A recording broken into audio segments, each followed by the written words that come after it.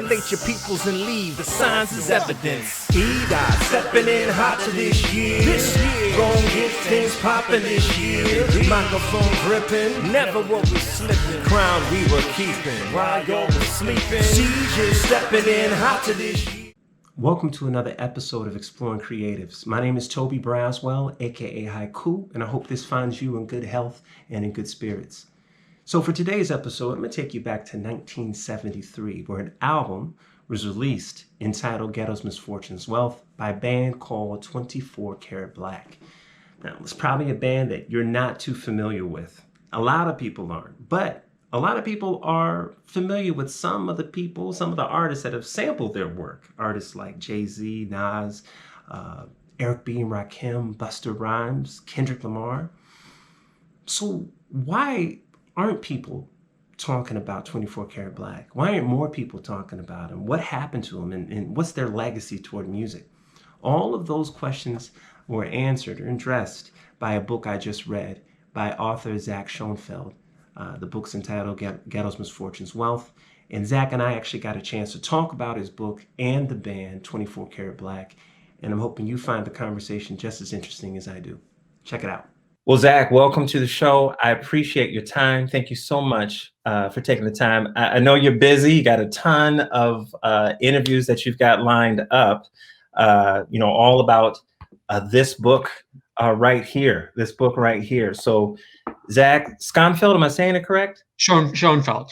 Schonfeld, my apologies. So no Zach problem. Schonfeld, let's talk about this book, Ghetto's Misfortune's Wealth.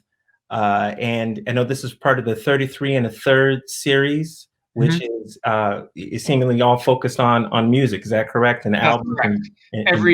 Every book in the series is about one album, one classic album.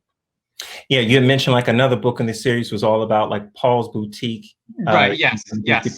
Okay. All right. Well, I tell you what, this is a perfect outlet for this topic, for this album. The group Carat Black, this album, Ghetto, A Misfortune's Wealth, released back in what, 73? Is that correct? 73, that's correct. So my first, Zach, you don't look as old as I am. So my first question to you would be, why this album? Of all the albums that are out there, why this album? Answer that for me. Sure. My interest in 24 Karat Black grew out of my interest in sampling. I've been a hip hop fan for more than half of my life now. And one of the things that fascinates me about hip hop is sampling. I've always wondered, how do rappers decide which records to sample? How do they find records to sample? Why do some records get sampled over and over and over? How does that happen? And I remember when I was a teenager and I was listening to a lot of rap music, and sometimes I would be listening to, for instance, one of my dad's records. I would be listening to a Frank Zappa record, and I would recognize something that I'd heard sampled by Madvillain, for example. And that moment of recognition was always really exciting for me when I heard something and I was like, wait a minute, Madlib sampled this track. Madlib heard the same record that my dad has and used it to build something new. That was really interesting to me. I wanted to know, how did Madlib find that Frank Zappa track? Why did Madlib decide to sample that Frank Zappa track? And over the years, sampling has been a vehicle for me to learn about so much great music that I may not have considered otherwise. For example, I discovered, I got really into Curtis Mayfield and Isaac Hayes, partly from hearing those artists sampled by, for the Beastie Boys or Public Enemy or other rap groups that I was listening to at the time. And that's how I found 24 Karat Black.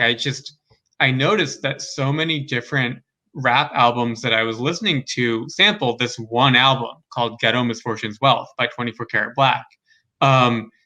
It's been sampled by Kendrick Lamar. It's been sampled by Diggable Planets, Nas, Jay-Z, just such an incredible list of rap artists who've sampled 24 Karat Black. And what was striking to me is that there's really this disparity between how much 24 Karat Black has been sampled and how few people know their name outside of, very specific communities of record collectors, and DJs and rap producers. Most people have never heard of this group. But if you've listened to hip hop in the past 20 to 30 years, you've almost certainly heard samples of their music. And when I listened to the album Ghetto, Misfortune, Wealth, I was blown away by how powerful, how unique it is. It's just a really dark and ambitious R&B album. It was released on Stax Records, but it doesn't really sound like the kind of music that Stax is associated with. Artists like Otis Redding, for example, or Isaac Hayes. 24 Karat Black's music is more conceptual, a little spacier, more intense. And that really caught my attention. I became really obsessed with trying to tell this group story in 2018 when I heard Pusha T's album, Daytona album. There is the last track on that album. It's called Infrared, and it's built around this sample of a person's voice saying, "Infrared, yeah, you know what I mean." And that really, I don't know why that sample caught my interest. Like sometimes it's hard. That makes two of us. Like I have no, I have no idea why that would have caught you either. But it was because hearing the track for the first time, that is like part of the genius of Kanye and his team. Right. That part and craft a song after that. But go ahead. I'm sorry. No, it's okay. It's hard for me to explain why that particular sample caught my attention, but it did. It was just there was something really eerie and striking about that sample. And when I was a kid, or even before I was listening to hip hop, way back in the 90s, if you heard a sample and you didn't know what it was, like there wasn't really an easy way to look it up. Like maybe you would have a friend who knew what it was. Maybe you could check the liner notes and see if there's a sample credit. But today, whosampled.com is beautiful. Like today it's very easy to look up a sample. Right. And that's what I did. I just Googled it and I found that it was 24 Karat Black. And I realized that Kanye had sampled a 24 Karat Black song that it was not on Ghetto, Misfortune, Wealth. It was actually on a compilation of some of their unfinished recordings that was released by Numero Group. But that sample really caught my ear. And I decided to try and track down some of the members of 24 Karat Black and just talk to them, see what they thought of the Pusha T sample. Also, the Kendrick Lamar. I should mention the Kendrick Lamar album, Damn, was still pretty recent at that time, and Damn very prominently samples 24 Karat Black. And so I tracked down some of the members of the group. I interviewed them for an article that I wrote for Pitchfork about 2 years ago. And their stories were incredible. Like as a journalist, sometimes I'll interview someone and it's like I just have the feeling that like this person has been waiting so many years to tell these stories and they just haven't had the right opportunity to tell them. That's the feeling I got when I interviewed members of 24 Karat Black. The story of the group was absolutely fascinating to me. Their music never got the recognition or acclaim that it deserved. And their career as a band was kind of sabotaged by the collapse of Stax Records. Stax went bankrupt pretty soon after their only completed album was released. And I was also very struck by the fact that the members of the group who I interviewed had never been able to profit from these samples, which is sad and perhaps not surprising, given how many stories like that there are throughout the music industry. But nonetheless, it was striking to me and somewhat appalling to learn that these musicians had been sampled by artists as successful as Kendrick and Kanye West and Jay-Z, and they were unable to profit from the continued proliferation of their music. And I was just stunned by their stories, and I was inspired by their strong desire to get their story out there, because it seemed to me like very little had been written about 24 Karat Black, which was surprising. Yeah, to me. you had mentioned that throughout some of the interviews and the research that I've done and watching you speak on Mhm. previous occasions, I think actually in the book you said, "Hey, at the time that this book was actually being written, that they didn't have a Wikipedia, or maybe it was like the Pitchfork when you wrote the Pitchfork article. There Yeah. was no Wikipedia for Carat Black at that time." There was a Wikipedia page for 24 Karat Black. There was not a Wikipedia page for the album Ghetto, Misfortune as well. Okay. Um, which I mean, obviously Wikipedia isn't the ultimate Sure. arbiter of what music matters, but I did find that to be a striking example of just how um, relatively obscure this album is. Um, and meanwhile, almost everyone who listens to rap music has come across snippets of this album. For sure. And that was fascinating to me. There's such a disparity between um, how much this music has been sampled and how few people know it. And I was eager to tell the group story because it just seemed to me like 24 Karat Black story has never been told before in any considerable journalistic detail. And it's a remarkable story. And their music continues to be sampled today. Just last month, Busta Rhymes put out his first album in, I don't know, a decade or so. And there are samples of 24 Karat Black's music on that album too, as well as on Metro Boomin's album that came out in 2018. Their music lives on, but most people don't know their name, and that was what drew me to want to tell their story. Yeah, I thought the story was captivating. I know when we first spoke, you listed off the artists and that had sampled the music. I said, "Wow, okay." I didn't know that. I'm one of those cats that used to be digging in the crates as well, go to record store and vinyl stores and picking up. I'm like, I've never heard of that group. But I went back and listened to the album itself, and I heard the samples. Like, oh yeah, that's Nas is Coming, by Dredd, like all of that. Several other songs and the Busta album, Kendrick Lamar's, the list kind of goes on and on and on. The first one, the Eric B and Rakim track is really dope. I think that they used it, probably one of the best uses of the sample, in my opinion. But outside of that, that aspect of it, I agree. The story is captivating. It's like you pull a thread and you just want to keep pulling to find, to see where it all goes. So such a story of, I mean, the lead singer, Princess, in her story, being a teenager, essentially getting started. I thought that was remarkable where they started and where they ended up. And again, you mentioned already, so many of these, not having the story ends with, of course, these guys, a lot of them are really surprised. You probably were amongst the first to tell them that, hey, you're being sampled, by these artists. They probably didn't even know that. A lot of them didn't, just because. It's interesting the way that it all ended with them not really getting any money from those artists. What are some of the life lessons, after reading the book? I came away with one, but I want to hear what, after reading it, completing it. You've probably read it a couple of times, you and the editor. I know how that process is, right? So you probably read it. What is one of the lessons, if any, that you can kind of pick from this book? What would you say one of the lessons that you learned, or life lessons? Okay, here's one.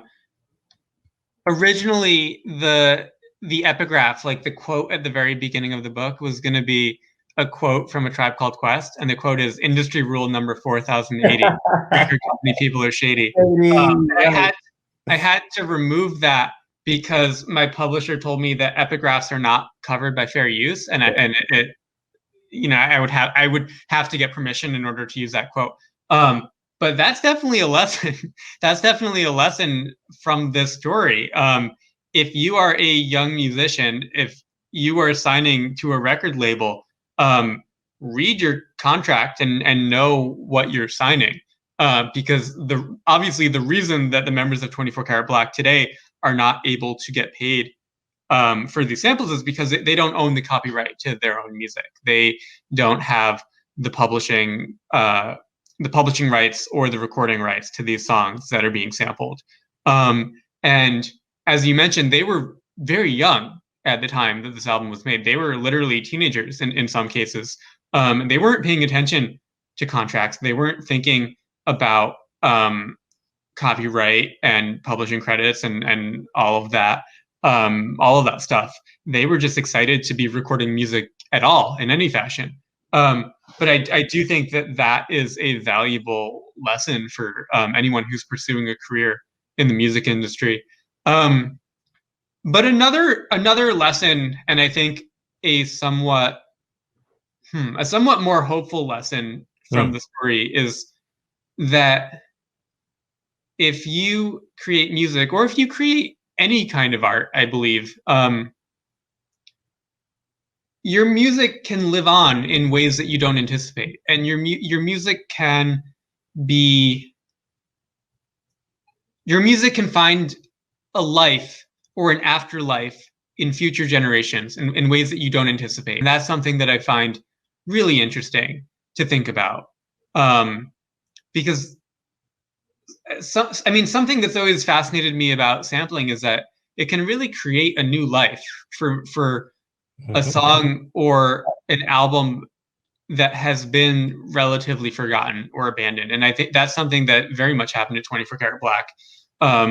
Their record was a commercial flop. By the 80s, nobody was talking about their music or really listening to their music. And then all of a sudden in the 90s, their record kind of became this underground classic in certain communities of producers and hip hop fans and record collectors. I think one of the major themes of this story is that music can live on in ways that you perhaps can't imagine or expect. And that can be a beautiful thing, and that can also be a very difficult thing, because in this particular case, the musicians who created this music have been denied their rightful recognition or compensation. Right. You know, the one of the things about that, and I totally agree with the, first off, the contract, make sure that you read it. I mean, it goes without saying. Like you said, the youth, it's just one of those terrible stories that just kind of shows that, hey, the passion that you have, without the education and without some really, really good, solid mentorship, you can end up on the losing end, Right. even if the talent is good enough. With them releasing out this music, I know that I would have felt, as a musician, I would have felt like, man, I did this. We spent all this time, because Dale Warren is basically the music mastermind of this project. We also work with, with Isaac Hayes and many other artists. He had them like in almost like a military type of situation, where they're practicing on that tight schedule.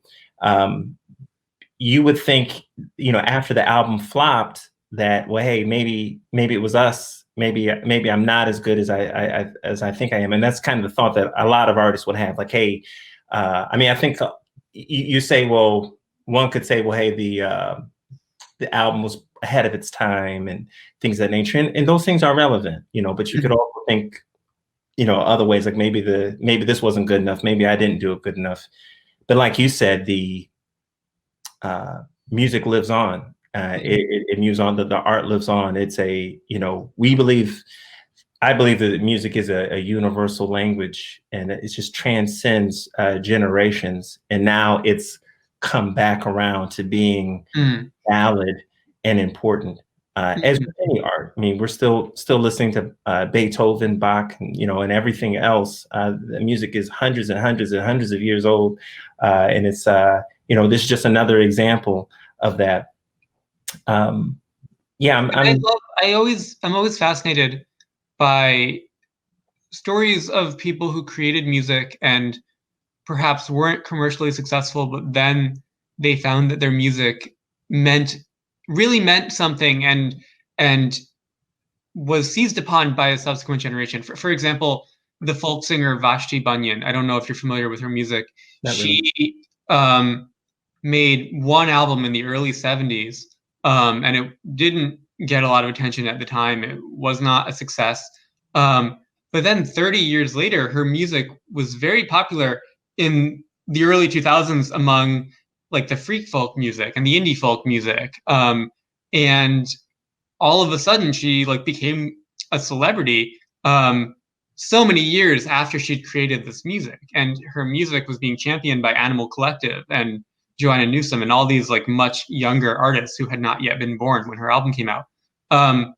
That story I think has some parallels with 24 Karat Black, but also there are a lot of examples of musicians who their music found an afterlife specifically because of sampling.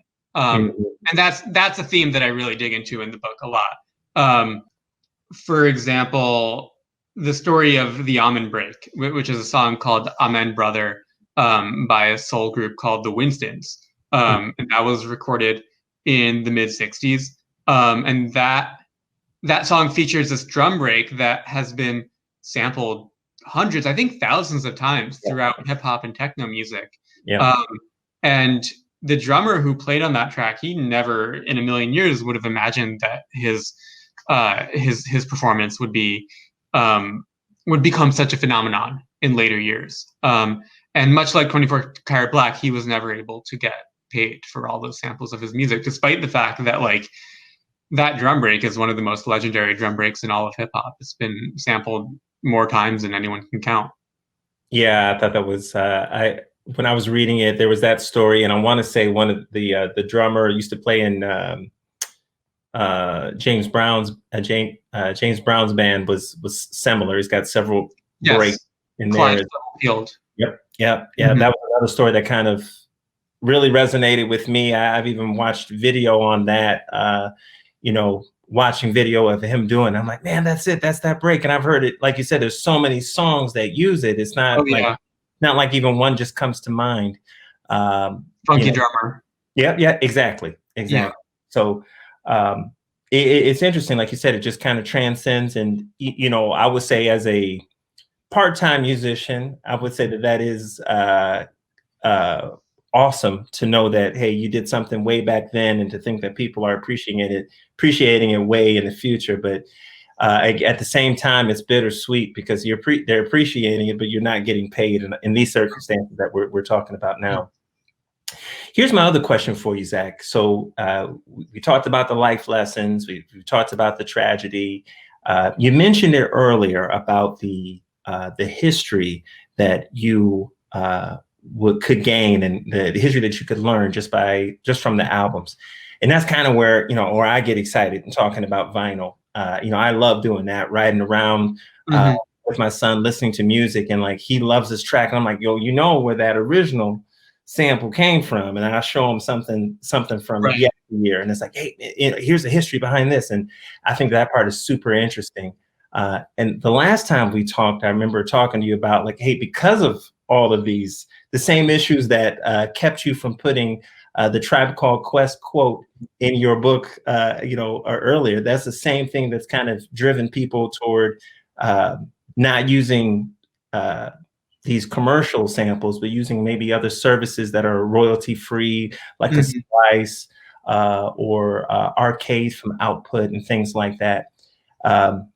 And are you, I guess here's my question. Are you concerned about the history of music being like lost because of that? Because you heard a song or two or three, right? And we're like, hey, that's Carat Black. I'm gonna go back, and you were interested enough to write a whole book on it and talk about their history. Well, now these samples don't necessarily have history. It's just it's a service, a subscription service. So we miss out on that whole part. Are you concerned at all about what that'll look like in the next couple of years as far as music history? That's a tough question. I think sampling will live on in some form or another.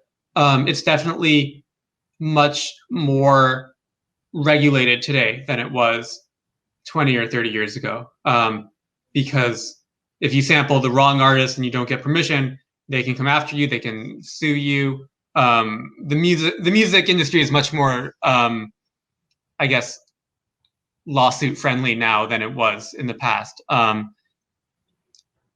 But I think, pop stars have their own version of sampling that has been a phenomenon in recent years for like, but it's not really sampling per se. It's more like interpolating old songs, which I find interesting. For example, Taylor Swift did that song, Look What You Made Me Do, where she kind of interpolated the melody of I'm So Sexy. Yeah. Or I'm Too Sexy, whatever it's called. You know the song I'm talking about. I definitely know the song, Zach. Yes. Maybe that's a bad example because that song is kind of awful in my opinion. But here's a better example. Carly Rae Jepsen's album Dedicated, which came out last year, has a song that interpolates the chorus of one of Harry Nilsson's songs from the Popeye soundtrack. And it's the song that goes like, he needs you, he needs me, he needs me, he needs me, he needs me. It's originally from the Popeye soundtrack. It was later used in the movie Punch Drunk Love. And then Carly Rae Jepsen heard this song from the Popeye soundtrack and decided to build her own song around it on her album. And she had to seek permission to use that track. From what I've read, she had to go to some pretty extreme lengths, actually, in order to receive permission. What? For a Popeye song, she had to go through. Well, it was written by Harry Nilsson, so it was controlled by whoever controls his publishing rights. But that's interesting to me, that old songs are still being interpolated in interesting and new ways. I don't know how many like Carly Rae Jepsen fans were inspired to go listen to some of Nilsson's music because of that. But that's in the same. It's not quite the sample, but it's in the spirit of sampling. And I like the way both sampling or these other examples of interpolations that I'm talking about can inspire young people to discover music from the past that's perhaps being recontextualized in interesting ways by their favorite artists. So I do think that sampling will live on, but perhaps it will be more restricted in the future. And as you mentioned, these loop services, these like royalty-free loops, I think are going to become more and more popular because it's probably a cheaper and from a legal perspective, more appealing alternative to sampling for a lot of rappers. Because sampling is expensive now. And if you don't go through the rights clearing process, you could get yourself into some legal trouble. And I can in my book, as you know, because you've read the book, in my book, I really wanted to kind of trace the history of how sampling has changed over the years and how a series of high profile lawsuits in the 90s basically changed sampling forever and set a new legal precedent for the hoops that you had to jump through if you want to sample a recognizable song. Biz Markie was the one that I remember. Yes. Yep. Biz Markie was sued in the early 90s for using a sample without clearing it. And that really transformed hip hop. That really transformed the accepted process that rappers needed to go through if they wanted to use a sample. But what's interesting about that is that it also kind of motivated rappers to start using more obscure samples. Instead of sampling something like James Brown, who's been sampled so many times before, instead of sampling something like Steely Dan or Curtis Mayfield, something that will be easily recognizable, rappers started sampling, really obscure cuts, things that, like Carat Black, like 24 Carat Black, exactly, and that's one of the sea changes in hip hop that I think led 24 Karat Black to actually become more popular. Because if you sample a 24 Karat Black song, most of your fans probably won't recognize it. And the members of 24 Karat Black, at least in the 90s, they aren't going to come after you because in the 90s, they weren't even aware that their music was being sampled at all. Yeah. And they didn't have lawyers or, record industry people representing them. Their career was long over by that point. They didn't have anyone to, come after Nas or Jay-Z or whoever. So I was really interested in exploring how the culture of sampling has been transformed over the years, and how that story kind of runs parallel to the story of 24 Karat Black's resurrection. No, I think you made some really good points. The Yeah. interpolation point, I think, was spot on. I think you're right. I think it will live on. That's what I believe. Despite the sources, despite the services that are out there for royalty-free samples, interpolation, it's one thing. You mentioned it again in the book. Is like, well, Kanye's got a lot of money. He'll sample whatever he wants to sample. So just with that alone, and with artists like that, they have that kind of bankroll. Yeah, they're going to sample whatever they want to sample, and thank God for it, right? Because we can listen and have these type of conversations, going forward. So I'm really glad that you wrote the book, man. I'm really glad. It was a quick read, and as busy as I am with work and everything else.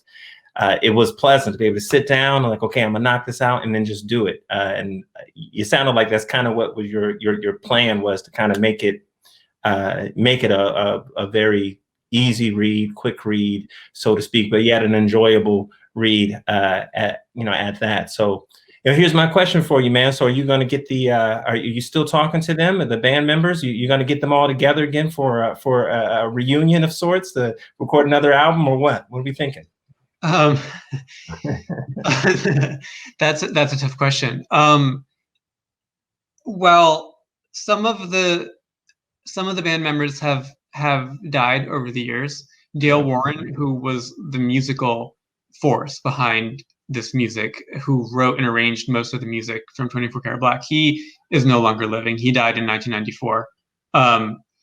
So I don't think that we will see a 24 Karat Black reunion, but I will say that getting to know the members of this group has been one of the most rewarding parts of this process. I was so inspired by interviewing them, hearing their stories, and hearing their just their excitement at knowing that their music lives on, and that subsequent generations are taking an interest in the art that they created 45 years ago. That was inspiring to me. I have become friendly with some of the members of the group, and as a journalist, sometimes one of the best parts of my job is just forming these very unexpected friendships with people that I interview, people who've lived very different lives and who have these incredible stories to tell. That's one of my favorite parts of my job, and getting to know the members of 24 Karat Black has been absolutely one of the most rewarding parts of writing this book. Because, I mean, the other thing is, like, as a music journalist, I've interviewed plenty of famous musicians, celebrities, pop stars, classic rockers. And when you do those kinds of interviews, access is very much restricted by their PR teams. Like, I interviewed, for example, I profiled Michael Stipe when I was at Newsweek, the lead singer of REM, when I worked at Newsweek, which was an amazing interview and a wonderful experience. But like, spent 40 minutes with him, and that's, I wrote an entire profile based on those 40 minutes that I spent with Michael Stipe. Whereas writing a book about 24 Karat Black, these musicians obviously they're not famous. They don't have PR teams. I was working with them directly as I was reporting the book. I was texting them to fact check everything in the book. I went to Michigan and spent some time in the homes of various members of the group. And, the effect of that is that I really got to know them and got to know some of the most intimate details of their music careers and their passions and their disappointments while I was reporting this book. And I'm really grateful for that. I'm really grateful for the time that I got to spend with them. And I'm really grateful for the trust that they put in me to tell the story. Well, I saw the interview that you did with Ish from Diggable Planets and some of the surviving members. I want to say Princess and Nyambi. Niambi Steele, yes. Nyambi Steele were amongst the people there, and I could tell that you say friendly, and I can tell that they were definitely loving the opportunity to speak with you and to talk. So, you say you're grateful, and I would tell you on the side of a fan, we're grateful that you took the time and had the interest to write the book and do the good work, because I think it's got a lot in there, man. There's a lot. Thank you. I think you did a fantastic job, and that's one of the reasons why I wanted to make sure we got a chance to kind of to dig into it. I'm hoping and praying that people will pick it up, as it's definitely worth a read for musicians and non-musicians alike. I think that I went onto Amazon and I found the vinyl. I was like, you know what? Why not? Get the vinyl, just to have it. Yeah, there's a lot of history to that, and knowing the story behind it makes it just that much better. So do you have the vinyl yourself? I have the reissue. Mm-hmm. I don't have the original pressing of the album. I want it. I really want it. And when I was reporting the book, I spent some time with Clarence Campbell, who is Princess's older brother, and he was one of the original managers. And I spent some time in his home in Michigan, and we're just sitting in his living room. And he said, this is the living room where I was sitting when Dale Warren said he wanted to change the group to 24 Carat Black. Like, this is a room where 24 Carat Black was essentially born. And he, at one point, he got out his own original copy of the album, and he let me hold it. He let me see it. I took some pictures of like the liner notes for research purposes. And I really want an original pressing of Ghetto Misfortune's Wealth. But I decided I don't want to order it online. I decided, this is a little irrational and obsessive, but I decided I want to come across it in the wild. I want to have that experience of digging through a crate of records and just seeing 24 Karat Black. Because when I was writing this book, as you know, I interviewed some DJs and some record collectors who told me these amazing stories of like how they found the record, like how they found it in someone's collection.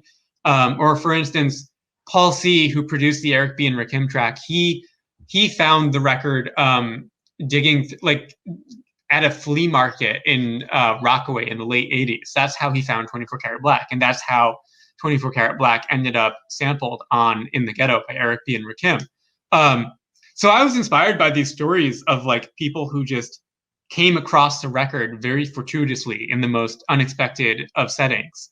And so as I was writing the book, I decided like every time I go into a record store, I'm going to look for 24 Karat Black, especially like the kind of record store that like has this like crates of used records, priced at like $1.50, $2. You never know what you're going to find in one of those bins. And so I just decided every time I go in a record store, I'm going to like go to the soul R&B section and see if they have the 24 Karat Black record. And I never found it. And then of course the pandemic happened and I stopped going to record stores for like 8 months. So that kind of put a damper in my plans, but I've just decided that like every time I see a crate of old records, I'm going to look for 24 Karat Black.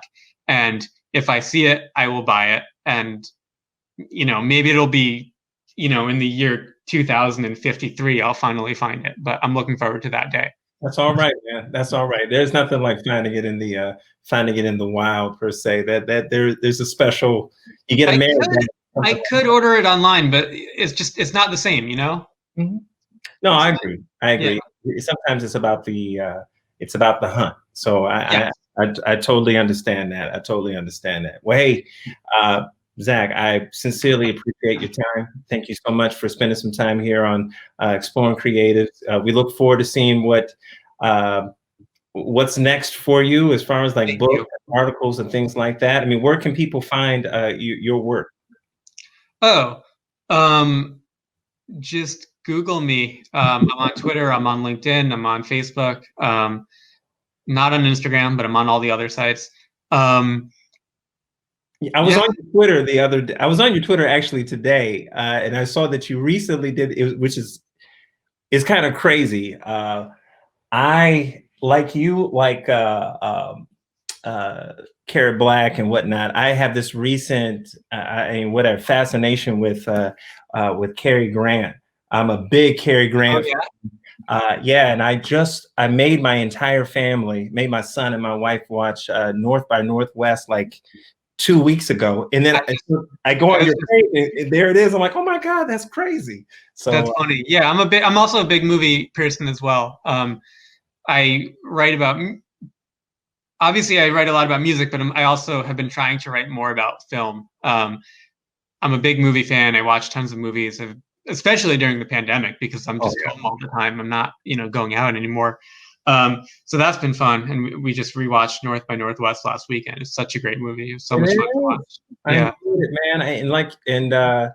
Eva Van Saint, I want to say, I think that was the female that was in the movie. Eva Marie Saint. Eva Marie Saint. Yeah. I just, it made you.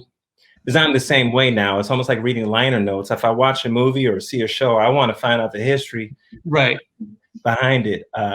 It was funny. One of the people that responded to the Twitter said that the woman that played Cary Grant's mother was only about 8 years older. That shut it down for me. I was like, okay, I'm done. The internet's undefeated yet once again. Yeah. But hey, I appreciate your time. We'll certainly have to have you back on soon. We'd love to have you back anytime you're ready. So thank you. Thank you so much for having me. No worries, man. Thank you. Best of luck to you.